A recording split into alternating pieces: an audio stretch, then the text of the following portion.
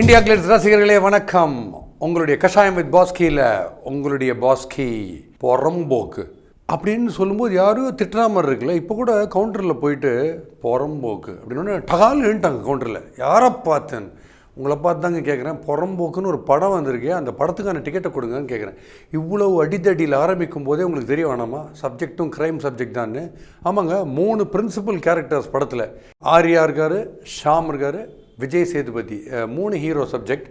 ஒருத்தர் போலீஸ், ஒருத்தர் accused facing death sentence.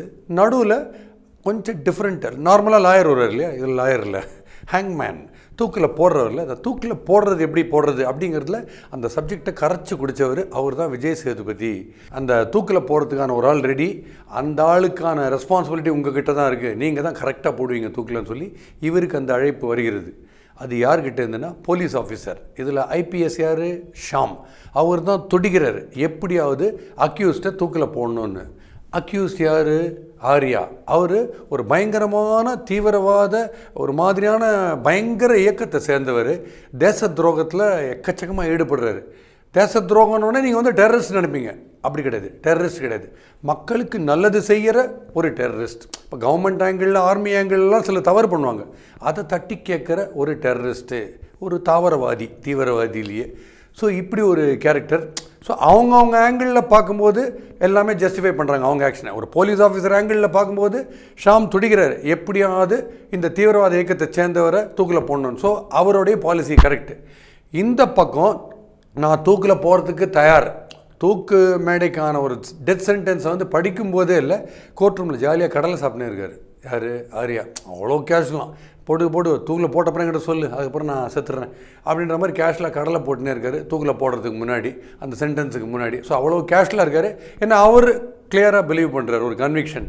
நான் கரெக்டான ஒரு காரணத்துக்காக தான் எல்லாரையும் அழிக்கிறேன், ஆர்மியே நான் ஒரு தீர்த்து கட்டுற லெவலுக்கு நான் புது பிளான்லாம் பண்ணுறேன், ஆர்மி மேலேயே நான் பாம்பு போடுவேன், என்ன வேணால் பண்ணுவேன் அப்படின்னு சொல்லிட்டு அவருடைய பாலிசியில் தெளிவாக இருக்கார். இப்போ இந்த தூக்கில் போடுற ஃபேமிலியிலேயே பரம்பரையாக தூக்கில் போடுறாரு பாருங்க அந்த விஜய் சேதுபதி. அவர் நான் தூக்கிலலாம் இனிமேல் போட மாட்டேன் அப்படின்னு சொல்லிட்டு ஏன்னா அவர் மனசாட்சி குத்துது பயங்கரமாக. அவனே ஒருத்தனை தொங்க விட்டுனே இருக்கேன்னு சொல்லிட்டு, வாழ்க்கையே இப்படி தொங்கலில் இருக்கேன்னு சொல்லிட்டு அவர் ஒரு பக்கத்தில் வேற ஒரு லீவரை பிடிச்சி இழுத்துனே இருக்கார், ட்ரெயினுக்கெலாம் ட்ராக்கு மாறுற மாதிரி. ஸோ இப்படி ஆளாளுக்கு அவங்களுடைய லைனில் எல்லாருமே ஜஸ்டிஃபைட் என்ன பண்ணுறோன்றதுல. ஓவரால் கடைசியில் இந்த தூக்கு தண்டனை நிறைவேற்றினாங்களா, இவங்க எஸ்கேப் ஆனாங்களா, யார் வெற்றி பெற்றாங்க, போலீஸ் குரூப் வெற்றி பெற்றாங்களா என்னங்கிறது தான் உங்களுக்கு சுவாரஸ்யமான ஒரு கிளைமேக்ஸு. அது என்ன ஆகுதுன்றதை நீங்கள் படம் பார்த்துட்டு ஒரு 3 நாளில் நீங்கள் தெரிஞ்சுக்கலாம். ஏன்னா அவ்வளோ ஷார்ட்டாக முடிஞ்சிருது இந்த படம். இது மிஞ்சி போனால் இது ஒரு ஷார்ட் ஃபிலிம் லெவலில் தான் இந்த விஷயத்த சொல்ல முடியும். ஸோ இந்த சப்ஜெக்ட் மேட்டரை 160 நிமிஷத்துக்கு ஸ்ட்ரெச் பண்ணும்போது ரொம்ப லாங் ரோப் பண்ணுவாங்க தெரியுமா, அது மாதிரி கயிறு ரொம்ப நீளமாக இருக்குது. கிட்டத்தட்ட ஒரு 70 அடுக்கு மாடி கட்டடத்தில் அங்கேருந்து ஒரு ரோப்பை விட்டால் எவ்வளோ பெரிய ரோப்பாக இருக்கும், அதில் கடைசியில் கிரவுண்ட் ஃப்ளோரில் ஒருத்தர் தொங்கினார்னா எப்படி இருக்கும், அந்த லெவலில் படம் இன்ட்ரெஸ்டிங்காக போகுது அப்படின்னு தான் சொல்லணும்.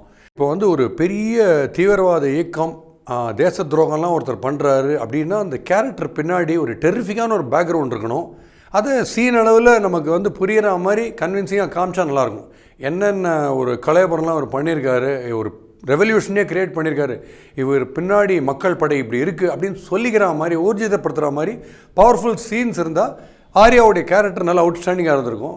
அவர் அப்பப்போ டக்குன்னு ஒரு பார்ட்டி கிளம்புற மாதிரி டக்குன்னு கிளம்புறாரு, ஜீன்ஸில் ஷர்ட்டில் அப்படி போயிட்டு வர்றாரு. அவர் இவ்வளோ சீரியஸான ஒரு விஷயம், தன் தலையில் இவ்வளோ ஒரு பேர்டனை அவர் சுமக்கிறாரா அப்படின்றது தெரியாமல் போயிடுறது. ஷாம் போலீஸ் ஆஃபீஸராக நல்லா மிடுக்காக, நல்லா பர்சனாலிட்டியோட பர்ஃபெக்டாக நடிக்கிறாரு.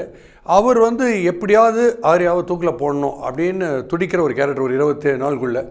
பட் அவர் இந்த விஜய் சேதுபதியை எப்படியாவது நீ தான் எக்ஸ்பர்ட்டு தூக்கில் போகிறதுக்கு அப்படின்னு கூப்பிட்டுட்டு அவரை பயங்கரமாக நம்புறாரு. இப்படி ஒரு போலீஸ் ஆஃபீஸர் இப்படி நம்புறாரு, மீதி யாரையுமே நம்ப மாட்டேன்றாரு.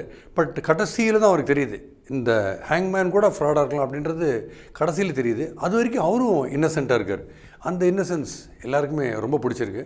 விஜய் சேதுபதியோடைய பர்ஃபார்மன்ஸ் நான் சொன்னேன், டோட்டலி ட்ரங்க்கு லைன்ஸ்மேன் ஜாபில் ஃபஸ்ட்டு அதுக்கப்புறம் தூக்கில் போடுறதுக்கு அவர் எந்த அளவுக்கு எக்ஸ்பர்ட்டுன்னா, ஒரு பாடியோடைய வெயிட்டு, பாடியை டம்மியாக போட்டு பார்க்குறது, உண்மையிலேயே ஒருத்தரை போட்டால் எப்படி இருக்கும், தூக்கு மேடையை செட் பண்ணுற ஒரு பெரிய ஆர்கிடெக்ட் லெவலில் அந்த அளவுக்கு எக்ஸ்பர்ட்டாக இருக்கார். ஸோ ஒரு பக்கம் தூக்கு மேடை கட்டுறதுலாம் ஒரு பக்கம் போயின்னு இருக்கு, ஒரு பக்கம் என்னென்ன கயிறு தொங்கணும் அப்படின்னு மேலேருந்து கீழே தொங்கின்னு இருக்குது. இப்படி ஒவ்வொருத்தருடைய கேரக்டர் இருந்தால் கூட இந்த அத்தனை கேரக்டர்ஸுமே என்ன தான் பெஸ்ட்டு பர்ஃபார்மன்ஸ் பண்ணாலும் ஸ்டோரி அளவில் 20 minutes தான் சஸ்டெயின் பண்ண முடியும் அப்படின்றது என்னுடைய எண்ணம். ஏன்னா சீன்ஸு விதவிதமாக வந்து தொப்புன்னு ஊந்துனே இருக்குது. சீன்ஸு எதை நோக்கி போகுதுன்னு தெரியல. ஒரு உதாரணத்துக்கு ஸ்டோரி டிஸ்கஷனில் நார்மலாக ஸ்டோரி டிஸ்கஷன் எல்லாம் முடிச்சுட்டு ஸ்கிரிப்டு, ஸ்க்ரீன் பிளே, கட்சியாக டயலாகு எல்லாம் எழுதிட்டு எக்ஸிக்யூட் பண்ணுவாங்க ஸ்க்ரீனில். இந்த படம் மட்டும் ஸ்டோரி டிஸ்கஷனில் அன்னன்னைக்கு என்ன டிஸ்கஸ் பண்ணுறாங்களோ அன்னன்னைக்கே ஷூட் பண்ணுவாங்க உங்களுக்கு. அப்படி தான் இருக்குது எங்களுக்கு பார்க்கும்போது. சார் இன்றைக்கி வந்து ஹீரோ இன்னும் தெருவில் தனியாக ஓடுறாங்க, பின்னாடி போலீஸ் சுற்றின்னு வர்றாங்க, அப்படியே கட் பண்ணுங்கள், இந்த சீனை போய் எடுக்கிறோம். அடுத்த நாள் ஹீரோயின் அம்மா ஹீரோ அம்மா கதறாங்க சார், அப்போ வந்து அப்படி திரும்பி பார்க்குறான் சார், அப்படியே இருங்க, இந்த சீன் எடுத்துடலாம் அப்படின்னு சொல்லிட்டு டிஸ்கஷன் ஸ்டேஜ்லேருந்து ஒவ்வொரு சீனாக எடுத்து கிட்டத்தட்ட ஒரு 2500 சீன் இருக்குது இந்த படத்தில்.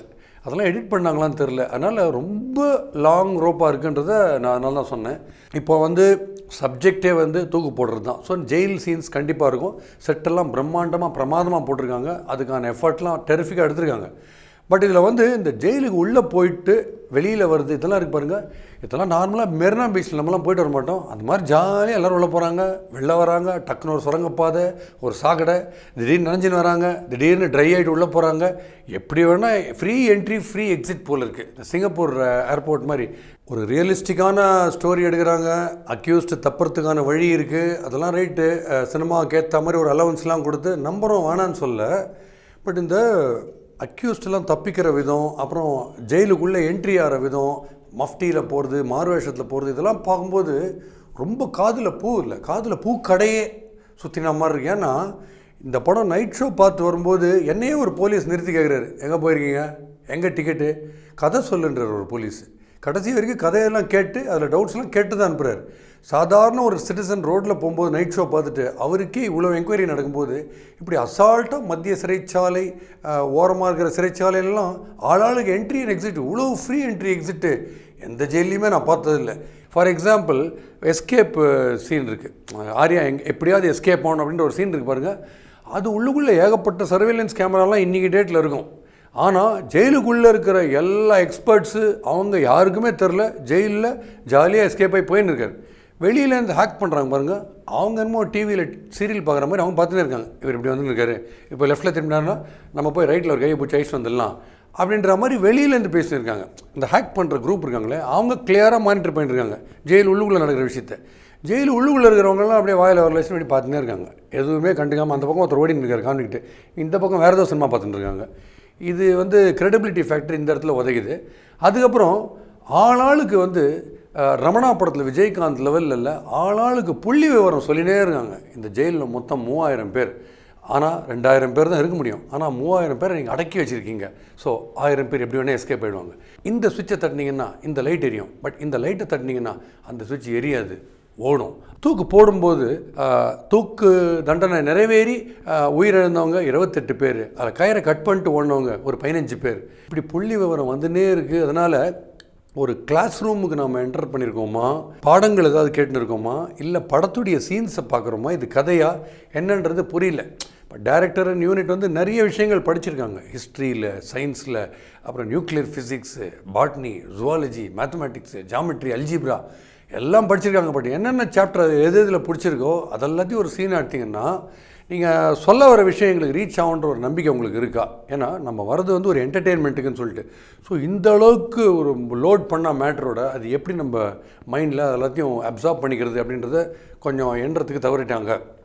ஸ்ரீகாந்த் தேவா ரீரெக்கார்டிங் போட்டிருக்காரு. இதில் பெரும்பாலும் யாராவது ஓடினே இருக்காங்க, இல்லை வண்டி ஓடினே இருக்குது. அதனால் கெங்க ஃபாஸ்ட்டாக ஏதாவது வாசினே இருக்கணும். அதுலேயும் குறுக்க லைட்டாக மிஷன் இம்பாசிபிள் பிட்லாம் அப்படி இப்படி வந்துட்டு போகுது.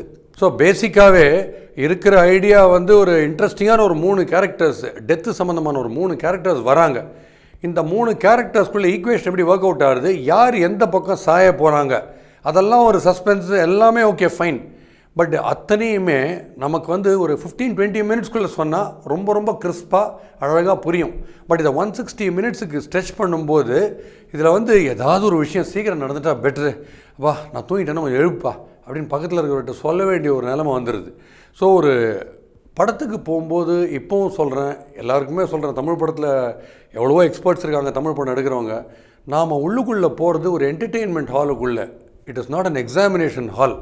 அதனால் நீங்கள் புறம்போக்கு அப்படின்னு நீங்கள் டைட்டில் வைக்கிறீங்க சரி, பட் நாங்கள் வரதுக்கான காரணம் பொழுதுபோக்கு.